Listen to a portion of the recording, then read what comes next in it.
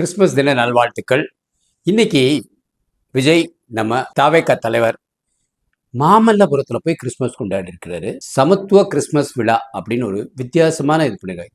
இதனால சென்னையில் பண்ணலைங்கிறது என்னோட சிந்தனை.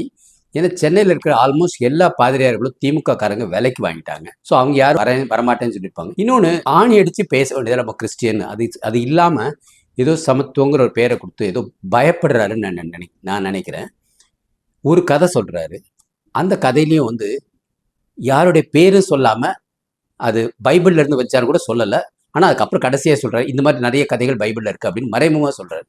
அதில் ஒரு நிறைய பகைவர்களெல்லாம் தாண்டி ஒரு ஒரு தீய சக்திகளை தாண்டி அவர் ராஜாவாகிறாரு. அவர் குடும்பத்தில் இருக்கவங்க கூட சகோதரர்கள் கூட பிடிக்காம அவர் ராஜாவாகிறார். ராஜாவான பிறகு நிறைய நல்லது செய்கிறாருங்கிற மாதிரி சொல்லியிருக்கிறார். எனக்கு என்ன ஆச்சரியமாக இருந்துச்சுன்னா, இவர் கிறிஸ்தவர், அது ஓப்பனாக சொல்கிறது கஷ்டம். ஏன் விருகம்பாக்கத்திலே வச்சு பண்ணியிருந்திருக்கலாம். இதே மாமல்லபுரத்தில் பண்ணியிருக்கிறாரு. சென்னையில் வச்சுருந்தா இன்னும் கொஞ்சம் பிரம்மாண்டமாக இருந்திருக்கும், கொஞ்சம் நல்லா இருந்திருக்கும். நடுவில் 1-2 பேர், ஒரு முஸ்லீம் லேடியை கொஞ்சம் உட்கார வச்சுருந்தாங்க, ஒரு இந்துக்களை 1-2 உட்காந்து. குழப்பத்தில் இருக்கக்கூடாது. அரசியல்வாதிகள் சிந்தனையில் கரெக்டாக இருக்கும். அவர் கிறிஸ்டியன் தான் உலகம் மிக தெரியுமே. ஏதாவது ஹிந்துஸ் கிறிஸ்டியன்ஸுக்கு ஓட்டு போடக்கூடாது நம்ம நினச்சிருக்கோமா? கட்டாயம் இதை நினச்சதே கிடையாது. யார் நல்லவங்களோ, யார் ஊழல் இல்லாமல் அடிச்சுக்கணும், அவங்களுக்கு தான் ஓட்டு போடணும்னு நினைப்போம்.